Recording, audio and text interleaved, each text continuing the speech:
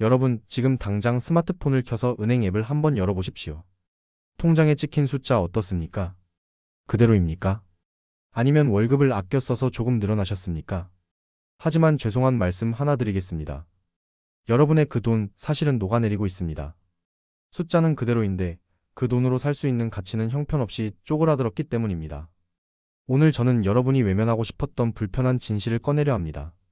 환율이 미친 듯이 오를 때 내 주머니에서 빠져나간 돈은 도대체 누구 주머니로 들어가는가?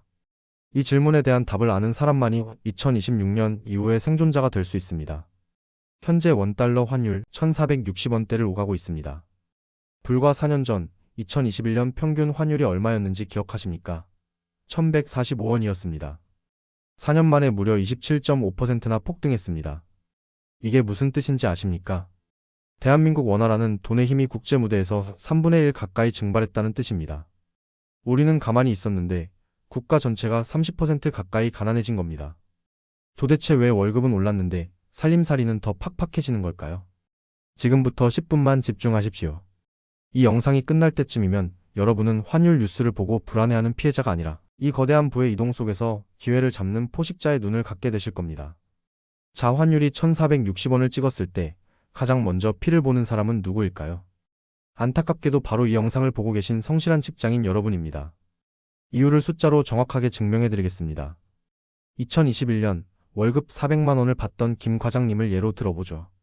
4년이 지난 지금 김 과장님의 월급은 얼마나 올랐을까요? 연봉 협상 잘해서 10% 올랐다고 칩시다. 지금 월급 440만 원입니다. 40만 원이나 올랐으니 기분 좋으신가요? 여기서 환율 계산기를 두드려 봐야 합니다. 2021년 환율 1145원으로 계산 시 김 과장님의 월급은 약 3,493달러였습니다. 그런데 2025년 현재 환율 1,460원으로 지금 월급 440만 원을 환산하면 얼마일까요? 놀라지 마십시오. 약 3,014달러입니다. 원화로는 40만 원이 올랐는데 달러 가치로는 479달러가 삭감된 겁니다. 내 노동의 가치가 국제적으로 13.7%나 폭락했습니다. 이것이 바로 경제학에서 말하는 명목임금과 실질임금의 괴리입니다. 통장에 찍힌 숫자는 늘었지만 실제 구매력 즉 실질임금은 박살이 난 겁니다. 에이, 내가 미국 가서 살 것도 아닌데 달러 환산이 무슨 의미야? 라고 생각하십니까? 천만의 말씀입니다. 대한민국은 에너지의 95% 이상을 수입하는 나라입니다.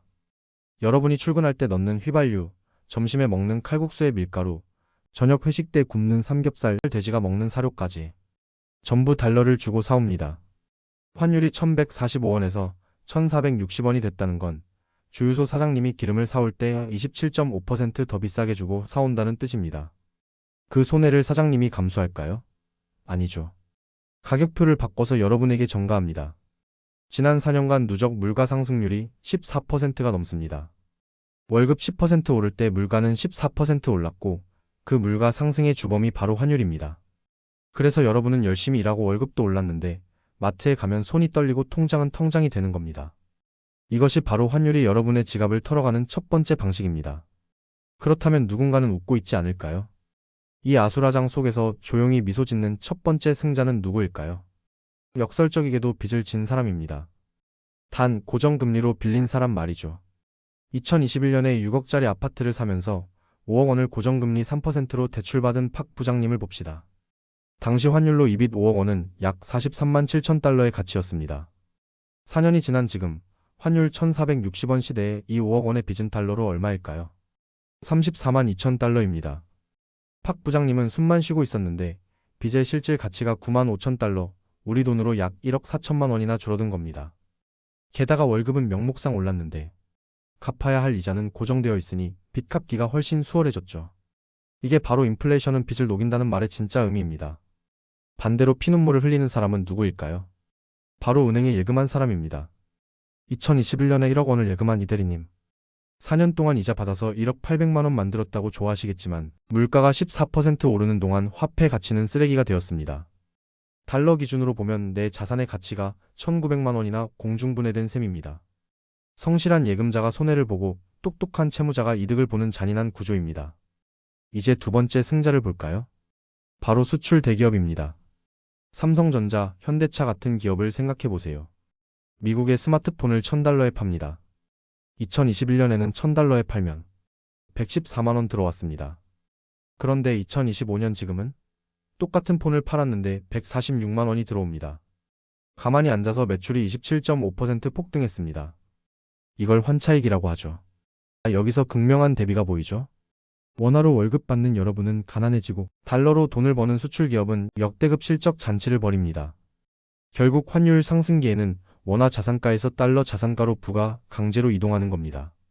그렇다면 이 게임의 최종 보스, 가장 큰 이익을 보는 집단은 누구일까요? 충격적이게도 바로 정부입니다. 경제학자 토마스 사전트는 말했습니다. 인플레이션은 세금이다. 정부가 돈이 필요할 때 세금을 올리면 국민들이 저항합니다. 폭동이 일어날 수도 있죠.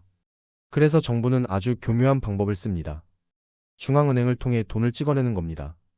돈이 흔해지면 화폐 가치가 떨어지고 물가가 오르죠. 결과적으로 여러분이 가진 현금 1억 원의 가치가 9천만 원으로 줄어듭니다. 정부는 여러분의 지갑에서 직접 돈을 빼가지 않았지만 화폐 가치 하락이라는 방법을 통해 여러분의 구매력을 뺏어간 겁니다. 이것이 바로 보이지 않는 세금입니다. 그리고 전 세계적으로 보면 기축통화국인 미국이 최대 승자입니다. 미국이 달러를 찍어내서 발생한 인플레이션을 전 세계가 나눠서 부담해주고 있으니까요. 자, 이제 분노만 하고 있을 때가 아닙니다. 이 구조를 알았다면 우리는 어떻게 해야 내 돈을 지킬 수 있을까요? 제가 오늘 이 자리에 선 진짜 이유, 2026년 생존 전략 3가지를 드립니다. 첫째, 자산의 통화를 다변화하십시오. 지금 여러분 자산의 100%가 원화라면 여러분은 벌거벗고 전쟁터에 나가는 겁니다.